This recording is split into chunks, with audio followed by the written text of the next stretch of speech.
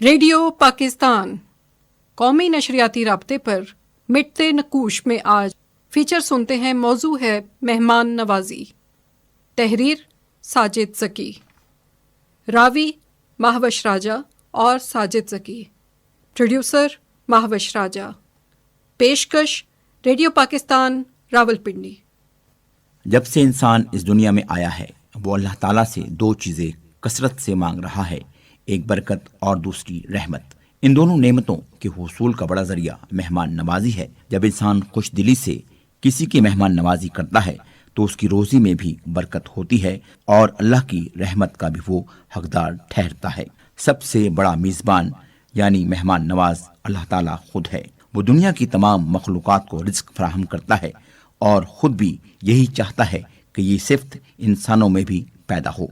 تمام الہامی کتب میں اس کا ذکر ملتا ہے، اور حضرت ابراہیم علیہ السلام کے بارے میں تو کہا جاتا ہے کہ آپ علیہ السلام اس وقت تک کھانا نہیں کھایا کرتے تھے جب تک کوئی مہمان آپ کے دسترخوان پر موجود نہ ہو۔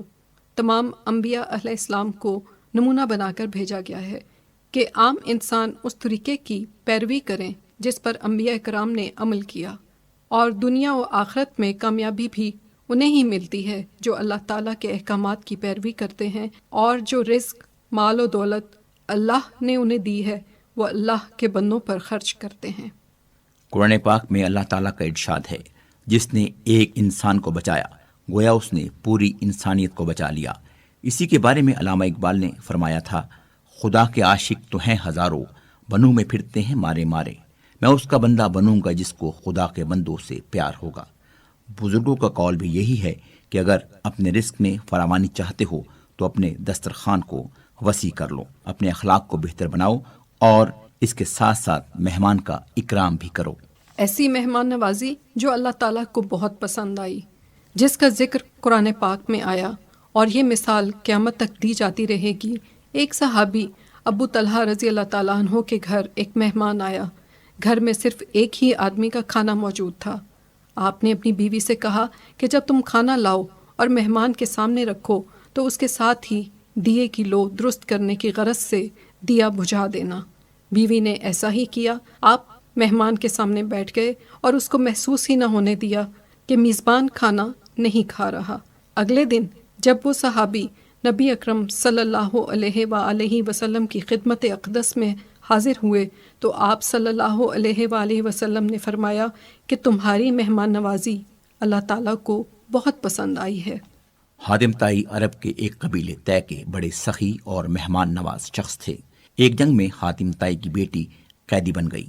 جب نبی اکرم صلی اللہ علیہ وآلہ وسلم کو معلوم ہوا کہ حاتم طائی کی بیٹی بھی قیدیوں میں شامل ہے، آپ نے اس خاتون کو اپنی چادر تحفے میں دی اور صحابہ کرام سے فرمایا کہ اس خاتون کو عزت و اکرام کے ساتھ اس کے گھر پہنچا کر آؤ، کیونکہ اس کا والد بہت مہمان نواز اور سخی شخص تھا۔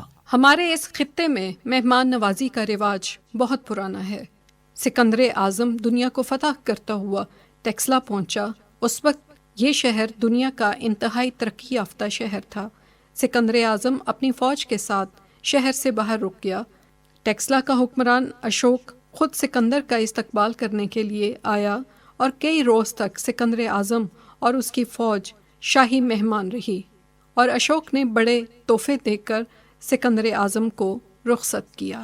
712 عیسوی میں مسلمانوں نے سندھ کو فتح کیا اور یہاں پر لنگر خانے قائم کیے، جن کے آثار آج بھی موجود ہیں۔ اسی طرح مسافر خانے بھی بنائے گئے جن میں مسافروں کو تمام سہولتیں دی جاتی تھیں۔ اس کے ساتھ ساتھ ان کے لیے کھانے کا اہتمام سرکاری طور پر کیا جاتا تھا۔ محمد بن قاسم کے بعد آنے والے مسلمان حکمرانوں نے بھی یہ روایت قائم رکھی، اور ہندوستان کی تاریخ میں جو بھی مسلمان حکومت آئی اس نے کھانا کھلانے کی روایت کو قائم رکھا۔ مہمان نوازی کا سب سے بڑا مظاہرہ ہمیں قیام پاکستان کے وقت نظر آتا ہے۔ 65 لاکھ سے زائد مسلمان بھارت سے ہجرت کر کے پاکستان آئے، اور قائد اعظم نے یہاں کے عوام سے اپیل کی کہ مہاجرین کی دل کھول کر مدد کریں۔ ان پر یہ مشکلیں اس لیے آئی ہیں کہ یہ مسلمان ہیں۔ بھارت سے لوٹے پوٹے مسلمان پاکستان آئے۔ یہاں کی مقامی آبادی کے معاشی حالات بھی کچھ زیادہ اچھے نہیں تھے، پھر بھی مہاجرین کی مہمان نوازی کی گئی، ان کو کھانا کھلایا گیا اور ان کا خوب اکرام کیا گیا۔ مورخین خود حیران ہیں کہ دنیا کی سب سے بڑی ہجرت اور پاکستانی عوام کا خلوص کہ اپنے بھائیوں کی دل کھول کر مدد کی۔ ہمارے مذہب اسلام نے مہمان نوازی کی جو روایات قائم کی ہیں آج بھی ہمارے لیے مشعل راہ ہیں۔ دل کو بڑا اور کشادہ کرنے کی ضرورت ہے۔ ماضی میں اگر کسی سے ناراضگی ہو جاتی ہے تو ناراضگی دور کرنے کے لیے ایک دوسرے کی دعوت کر دی جاتی تھی۔ اس طرح دلوں میں محبت پیدا ہوتی تھی اور رنجشیں ختم ہو جایا کرتی تھیں۔ جن خاندانوں میں ناراضگی ہوتی تھی جب وہ ایک دوسرے کے گھر آ کر کھانا کھاتے تو اس سے مکمل طور پر صلح ہو جایا کرتی تھی۔ اگر مہمان گھر آئے اور کھانا نہ کھائے تو اس کا مطلب یہ ہوتا تھا کہ اس کا دل صاف نہیں ہوا۔ اس طرح دعوت دے کر مخالف فریق کو آزمایا بھی جاتا تھا۔ آج کے دور میں ہمارے معاشرے سے بہت سی روایات ختم ہوتی جا رہی ہیں۔ ماضی کے نقوش مٹتے چلے جا رہے ہیں۔ نفسا نفسی کا عالم ہے۔ مہمان کو زحمت سمجھا جاتا ہے۔ اب مہمان نوازی میں بھی وہ چاشنی نہیں رہی جو کبھی ہمارے معاشرے کی پہچان ہوا کرتی تھی۔